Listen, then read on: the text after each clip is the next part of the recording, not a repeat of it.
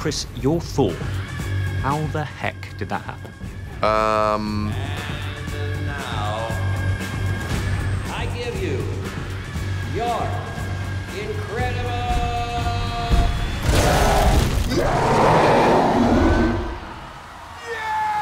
I moved over from Australia to LA and had a couple of jobs, and then my first audition, I blew it. Oh, come on.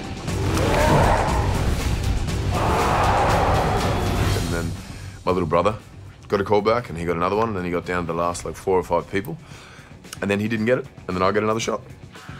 And someone said, "We're giving up. We're just going to choose you." What did you do in that first audition that didn't work? I don't know, I thought I did it right. We met Chris Hemsworth early in the process as we explored who Thor would be. I think I just fumbled all my lines and didn't really have a decision on what this character was. And I've never seen someone throw themselves at work like that before. I hadn't read the comics and didn't really know. Kept referring to his sword, not his hammer, that sort of thing. He was able to occupy the character of Thor in a way that seemed just right to us. And Ken Branagh was in the audition. They were wildly intimidated by him. When you did know the role was yours, how did you celebrate? I think I was in Vancouver shooting a movie, and my parents actually were there with me, and my mum read one of the tapes I had to send in. So she said, "You're welcome." And we went out for dinner and had some beers and celebrated. It'd be awesome if they said, "No, not that Hemsworth, we want your mum." Who's behind the camera? That voice, get her in there. How would you describe Thor's fighting style? Well, pretty Viking-esque and rough and dirty and, you know, heavy. I've got this completely under control. Is that why everything's on fire? And you've got to do all of that stuff whilst in Thor's outfit. Yeah. How often do you accidentally fumble over your cape or break your hammer? A lot.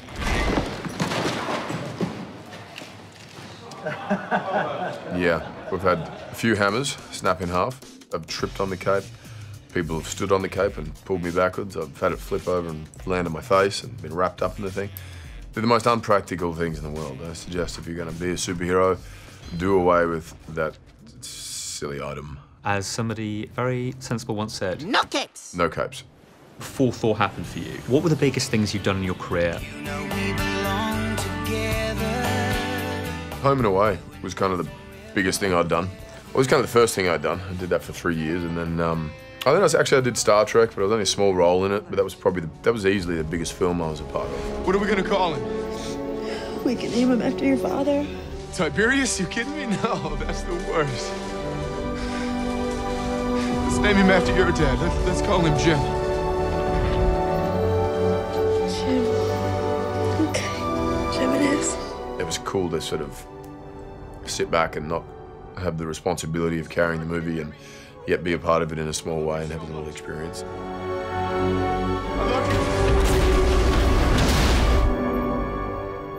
I think it would have shocked me too much to have not done those things and jump straight into this, yeah. Dancing the Foxtrot. Please welcome Chris Hemsworth and his partner Abby Ross to the floor. Do you think when they decided it was going to be you, they went, hang on, he was pretty good on Dancing with the Stars? You know, Kevin Feige said they'd almost lost me the job. Stars shining bright above you. We all saw your audition, we were passing it around the office, and everyone was really, you know, into it, and then a few of the girls started Googling your name, and up came this dancing video, and I thought, oh no, Thor dancing. I don't know, the fans are gonna eat us alive. 7. Hey, 28. It was great to finish top 3 and not on the bottom. But it made me more nimble on my feet, I guess. Especially you needed to be with the cape, right? I needed to be with the cape, yeah. You might see a bit of that Dancing with the Stars quality in Thor. Oh, yeah. It's terribly well balanced. Well, if there's too much weight, you lose power on the swing. Have you kept any choice mementos from the Thor movies and the Avengers movies over the years? I took one of the costumes from Thor 2, and I've taken a couple of hammers. The whole world is going crazy. All the stuff we saw is spreading. Where do you keep your hammers? One's in the toilet at the moment, and one's at my mum's house. Whenever you need it. Whenever I need it, it's there. I better get my pants. It's an age-old question, but if you could give your younger self any advice, knowing what you know now, what would you have told younger Chris Hemsworth before he got the gig? Oh, it's funny, you know, Anthony Hopkins was talking to me about that the other day, and he said just how much we worry and we're anxiety over our lives, and especially as a young kid, and And I had a lot of that in my head as a kid for some reason. And he said he carries this photo around of himself, this little boy, you know, when he was 3 years old, there he is. And he says, I'm crying in the photo, it was a hot day and something had happened. And he goes, every day I look at that photo and I say to that kid, it's going to be all right. Break their spirits or they'll never dare try to cross our borders again. You're thinking only as a warrior. This was an act of war. It was the act of but a few, doomed to fail. Look how far they got. We will find the breach in our defenses, and it will be sealed. As king of Asgard. But you're not king! Not yet. A lot of us, and I mean me in particular, I've spent a lot of years, you know, worrying and things and not paying attention to the moment and enjoying it and making the most of it. And so... Look at you now. Look at me now. What do fans typically say to you in the street when they see you? How much they love the world and these films, and they're excited about this one in particular. And bad puns, stuff like that as well? Bad puns. They use Thor as... I think we have some. There's go. Thorial. That's a really good one. That's my hair commercial. That's beautiful. You should try and get that ad. There's Thor to France. Thor to Very France. Nice. Yeah, moving There on. you go. Moving on. Yeah. That one... That's my favorite so far. That one's actually me. That was that was me. What have been your favourite Thor moments in the films up until this point? The first film, there's this sort of brash, cocky character, and then when he can't pull the hammer out of the ground or lift the hammer, that all just breaks away and he becomes accessible and human. And that was a great sort of transition to play with. And then that was the trouble going into the next films was, once you're all-knowing hero, you've earned the right to be there, you kind of hit a ceiling, and it's like, where do you go from there? How do people access that? I need a horse!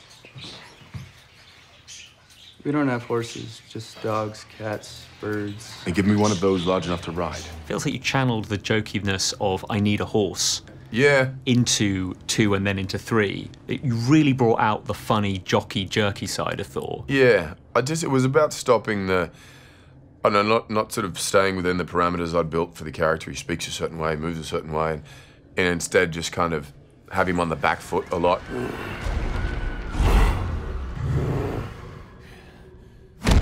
Have him be a little more uncertain and, you know, self-deprecating, make a fool of himself. Because that was the best stuff in the first one, was that sort of fish out of water sort of quality. This drink, I like it. I know, it's great, right? Another! Yeah, it was about channeling or getting back to a bit of that. Yeah, it's like in the Dark World, the moments I enjoy seeing Thor getting slapped by Jane, Yeah. you go, yeah, okay, yeah, he's in his box now. Yeah. He may be a god, but he's in his box. Yeah. Sorry, I just needed to make sure you were real. It's been a very strange day. I am. James. Is Thor Ragnarok the Thor movie you've long wanted to make? Absolutely. Where are we? You have no idea. Hela, the goddess of death, has invaded Asgard. Oh, I've missed this. And you and I had a fight recently. Did I win? No, I won, easily. Doesn't sound right. Well, that's true. I was really kind of a little frustrated and bored with myself and what I was doing as the character pre this film, and felt like we needed to change it up in a big way and have more humor and kind of do away with everything we knew, you know, because you get trapped into trying to hold this continuity and then it just becomes predictable. So they're putting together a team. Like the old days.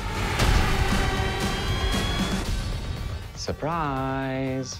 This will be such fun. And so this was just about experimenting, a lot of improvisation. Hello. Hi. Great sense of humor, aesthetically changed the look. He's a fighter. And it was so much fun. We laughed more than we should have. And, here we go. You know, by the end of the film, none of us felt like we'd shot a movie. It just went by too quick. I'm not a queen or a monster. I'm the goddess of death. What were you the god of again?